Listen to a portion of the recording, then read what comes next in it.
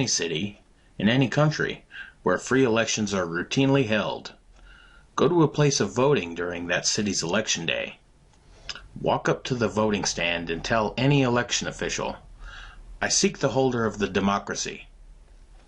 If the official laughs or looks confused, then you will be forcibly removed from the place of voting by any security personnel guarding the premises. The holder does not deem you worthy enough to attempt his test, and it would be best for you not to press your luck. Should the official stand up and walk away, follow him or her. You will be led to a door in the wall, far removed from their main polling areas. It will look very mundane in every way, but looks can be deceiving. The official will tell you to enter. Should you wish to withdraw from your request, then this will be your last opportunity to do so. Make your intentions clear and get out. If you choose to continue the trial, open the door. You will find a very minuscule room. Make sure to duck, for the ceiling is low, and it would not do for you to injure yourself this early in the test. Once you've entered, shut the door and make sure it clicks. Don't bother trying to open it after this point. You won't like what you see. Now, walk across the room, where you will find a table, a chair, and 2 pipes. One of the pipes comes in from the ceiling and opens up above the table, while the second pipe opens up next to the chair and goes into the floor. Take this time to mentally prepare yourself. The test will not begin until you choose to take your seat. As you sit down, you will feel manacles clamp around both of your legs. The moment the manacle has clicked onto your leg, a single piece of paper will fall from the pipe. Pick it up, and you will see that the paper is actually a ballot. There will be written text, mainly in an unknown and undecipherable letter system, with superficial similarities to ancient Greek. However, to your excitement, you will see that your name is clearly written on the top of the ballot. Make sure to note whether the ballot was a vote for you or your opponent. Once you've done this, deposit it into the pipe leading in the floor so it can be removed from the room. More and more ballots will come out of the pipe at a quicker and quicker pace. You will need to count the ballots as quickly as possible, but it can be done with a mundane but strenuous level of effort. As you hold the second ballot, you will start to feel a strange sensation. At first, it will be weak, an easily dismissed idea. However, as the ballots start to rapidly fall from the pipe, the sensation will become stronger and stronger. Vivid images of disease, famine, and poverty will start shooting across your mind.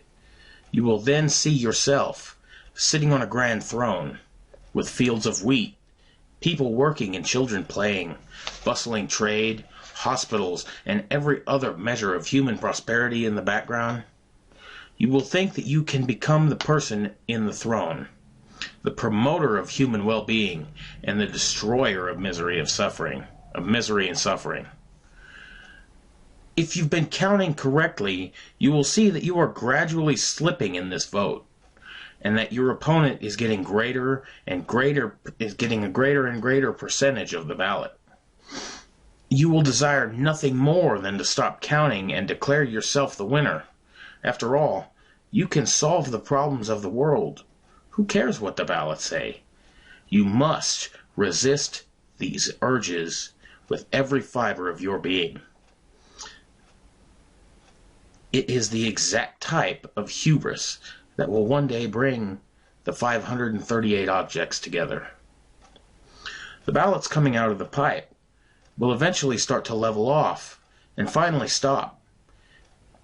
If you actually continued to count the ballots, then you will have narrowed the gap considerably, but will still have lost the election by a small number of votes. A deep sense of sadness will permeate throughout your heart and soul. You will still believe that you can save the world. All you need to do is fudge the numbers a bit. For the love of all that you hold holy, fight this sensation. Soon you will hear the door open, and a man will enter. He will be wearing a suit and tie, with gelled black hair and slightly unsettling smile plastered across his face. The man will demand that you tell him the results of the election. Immediately and truthfully tell him the number of ballots that were marked for you and for your opponent, no matter how much you want to lie. One of three things will happen. If you do not answer or made an error while counting, then the manacles around your feet will slowly ensnare your body and compress you until you have been thoroughly crushed. Consider yourself lucky, for the man will have no hard feelings about your honest mistake. The pain will be temporary, and your soul will be free to leave. If you cannot resist the temptation and falsely claim that you are the victor, then the man will jam you into the pipe leading into the ground. When you fall through, you will see that you were in a room that is exactly like the one you were forcibly removed from, and you will have 30 seconds to make one of three choices. You could choose to sit down to take the test for eternity. However, please note that this time around, the ballots will be much hotter, sharper, and jagged. Alternately, you can do nothing. When 30 seconds have passed, you will feel a splitting pain in your chest as your soul is destroyed and you cease to exist.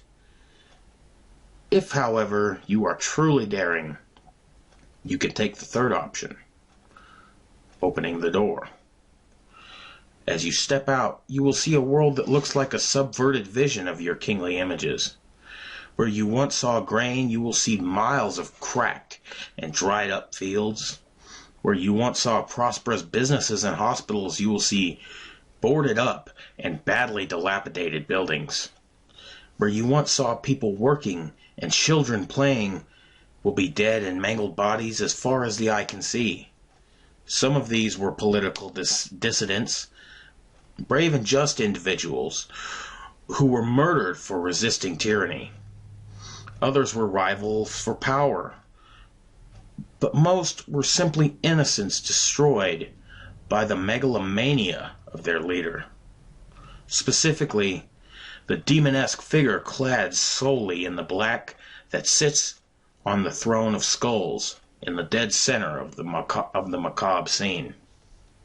This figure is you, or what would have eventually become of you had your attempts at election usurpation succeeded. You believed you could promote human prosperity by going against the election results, ignoring the will of the people, and assuming total power. However, the only thing your decision promoted was despotism, corruption, and murder.